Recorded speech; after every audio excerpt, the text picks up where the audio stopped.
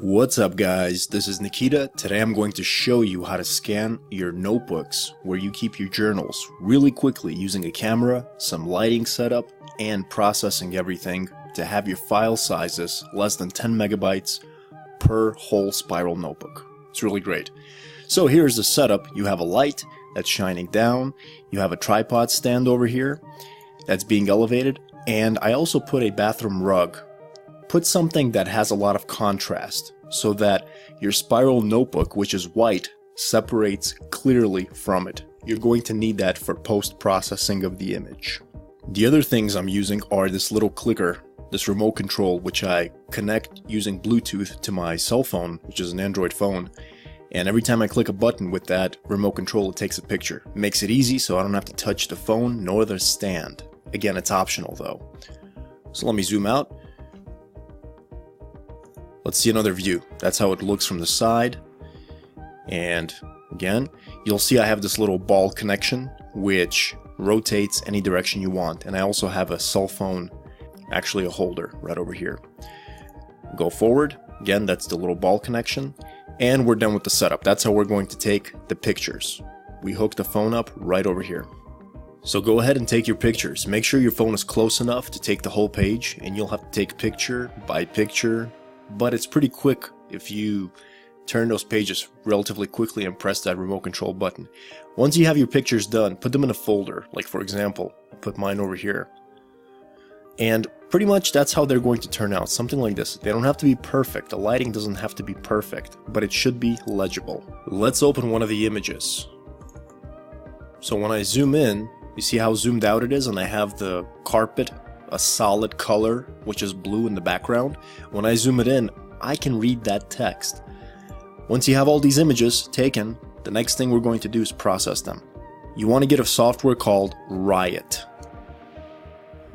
Just go ahead and Google it, you'll find it. This is what it looks like. Go ahead and open it up and drag one of those images in there. Say no, you don't want to resize it. Now let's go ahead and click this one-to-one, and let's go into the image adjustments and make that contrast all the way up. Go ahead and click grayscale. This works for me because most of my documents are just written in pencil. If you have color documents, you might have to do something else and play with the settings in order to save the colors. So I'm going to zoom out, and you'll see it looks pretty good. I added just a little bit of brightness.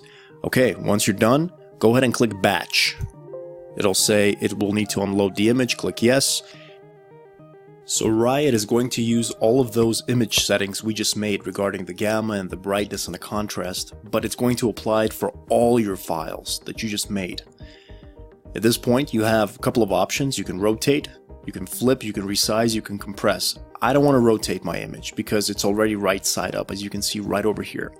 But what I do want to do is I want to compress it to size, and I want to resize it. Essentially, when I say compress to size, I'm specifying that I want Riot to make sure that the image is about 120 kilobytes, each image, not bigger than that. I don't want huge files. And at the same time, I wanted to resize the images because my cell phone takes huge images. Let's go ahead and resize it to 1000 pixels in the width. You can make this bigger, but realize that your images are going to be much bigger in your final result. Alright, once this is good to go, what I can do is go ahead to all my images, select all of them from the very beginning to the final one, and just drag them in right here. They're dragged in, and click Start. And it's going to start working on all these images. If I go back into this folder, you notice how it cleans them up pretty well. In fact, I told you to use a uniform background color because, as you can see now, that background is black. It's very neat, and you can still read that text quite easily. Let's go ahead and wait until it finishes. It's done. At this point, I'd like to convert all of those images into a PDF file, so I have one PDF for my whole spiral notebook. I'm opening and using Phantom PDF. This is Foxit Phantom PDF. You have other solutions, but make sure the program can create PDF files from images. So go ahead and go to Create, and I'm going to say from multiple files. And from here you can click Add Files, and let's browse to the right folder, which is exported in this case.